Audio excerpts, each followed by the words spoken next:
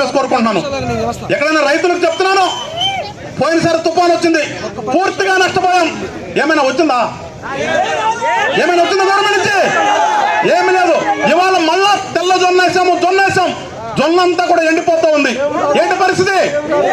మరి ఏం ఆలోచించాలి మనం? ఎలాంటి నాయకుడు గారు మనకి అరే మీ ప్రాంతంలో గెలిచినామా, మంత్రిగా చేసింది కొంతకాలం, 4 నెలలు ఉందనగానే ఆమె స్వార్థం తీసుకుని ఎక్కడ పక్క నియోజకవర్గానికి పోయింది. అలాంటి వాళ్ళు కావాలి మనకి. ఒకసారి ఏం ఆలోచన చేస్తారు? ఒకసారి ఇవాళ రాజకీయాలంటే ప్రతి ఇంటిలో కూడా ప్రతి వ్యక్తికి తెలుస్తున్నాయి.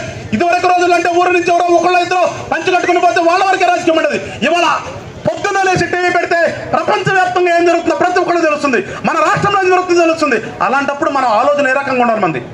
మన ఆలోచన ఏ రకంగా ఉండాలి? ఇంకా కులాలు మతాలను తన్నుకుందామా? మన ప్రాంతాన్ని బాగు చేసుకుందాం. ఎవరైతే మంచి నాయకులు ఉన్నారో వాళ్ళకు ఓట్లేసి గెలిపిద్దామని ఆలోచిద్దామా? మీరు ఒక్కసారి ఆలోచించండి. మీరు